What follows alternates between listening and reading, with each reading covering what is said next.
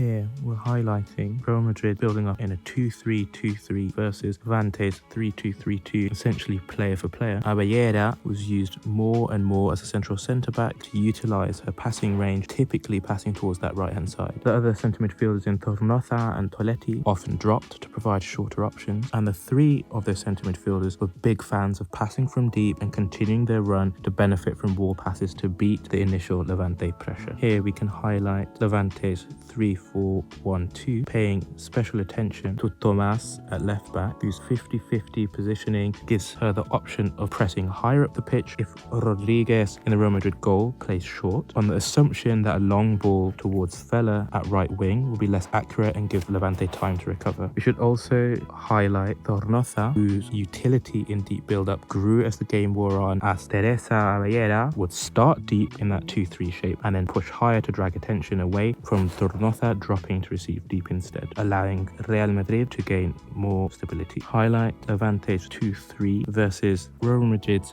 4-4-2 on paper, which was more of a 4-5-1 with Toletti being forced to drop a bit deeper, and even a 5-4-1 where Vera was pulled all the way into right back by just how high Tomás positioned. Consider also the swapping of positions of Antonia and Sosa on this near side for Levante, as well as also Toril and Fernandez playing as CDM and left back, which is what facilitates Tomás's really high position and forces Real Madrid into a very defensive 5-4-1. Levante's left-hand side dominance, with Tomás pushing to left wing, creates more space for Andanova to occupy that left-hand side space and a space between the lines uncontested. And this example really demonstrates just how disorganized Real Madrid could become against this formation. On other occasions where the through ball connected with Tomás, you can see the numbers that Levante were committing higher up the pitch. Moving to the 18th minute, Levante building up in this 2-3 lopsided shape versus Real Madrid's 3-2-3-2 press. Tomás is already high on that left-hand side, with Fernandez still deputizing in this quasi left-back position. Real Madrid's 3-2-3-2 press sought to obstruct passes centrally with the intention of pressing against the touchline once Levante have committed to a channel. Real Madrid had difficulties getting out towards Antonia, Levante's right back, given their expectation that Levante were inevitably going to play down their left-hand side. So here we get to see Real Madrid pressing intensely towards that touchline, marking the short passing options. This inevitably leads to the far side being undefended, and so Levante pass back towards the right-hand side to ultimately create more space on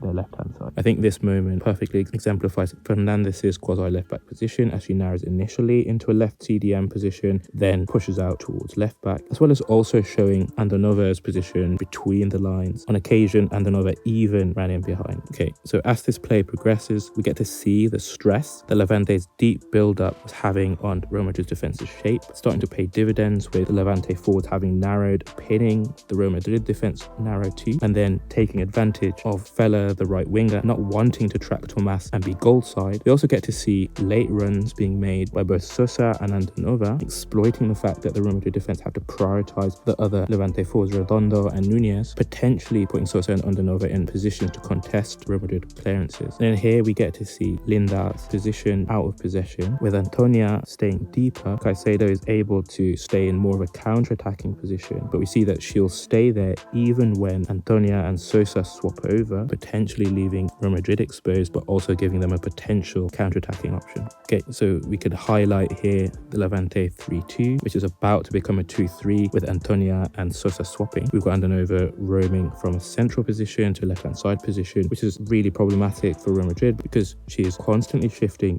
who's defending her from the Real Madrid defense to Vera to Vera, ultimately creating space for the other forwards and Tomás. Of course, with Levante committing as many players as they do in their attack, this ultimately left in initial stages space for Real Madrid counterattacks. And so Linda Caicedo is able to capitalize on Levante's commitment to the Real Madrid defensive third. Moving to the 48th minute with Real Madrid pressing in this 4-2-4 shape versus the Levante 2-3 lopsided deep build-up. Real Madrid at this point were looking to try and disrupt Levante's deep build-up and force more long passes or clearances that were more 50-50. And so they get their desire here with Levante being forced to clear the ball. From Real Madrid's throw in here, we get to see them utilising their forwards dropping off the defensive line to play wall passes and looking for third player runs in behind, taking advantage of defenders stepping out to track those forwards dropping. This was definitely helped by Real Madrid's shift to a 3-4-3 with Sousa or Vera dropping to become a centre-back and allowing Carmona to essentially play as left winger. This was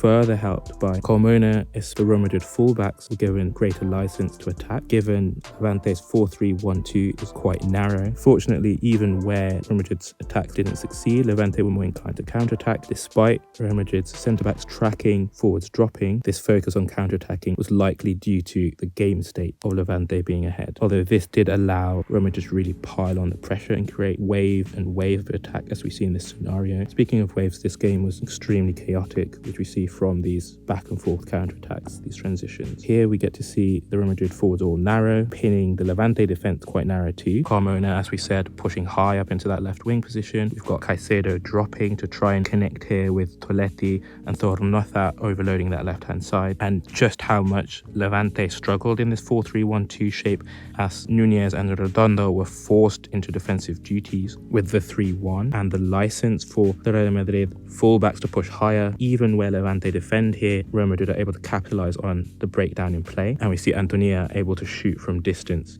Again, Levante clear the ball, gifting Real Madrid possession, allowing them to reset into this 3-4-3 shape with Teresa as that central centre-back, the fullbacks pushing high and wide, and then Teresa combining with a centre midfield partners in Toletti and Tornoza to beat her marker, creating momentum with those wall passes, although unfortunately the attack breaks down. And then moving on to the 82nd minute, we get to see Levante building up in this 3-4-1-2 shape versus a 3-2-3-2 press of Real Madrid. Of course, just as with the previous example, Real Madrid were extremely aggressive, looking to force Levante long. At this point, Levante were happy to play long given the score. Okay, and with that, thanks for watching. If you've enjoyed the video, consider sharing it on social media, posting a comment down below letting me know, and giving the video a like. And with that, we're out.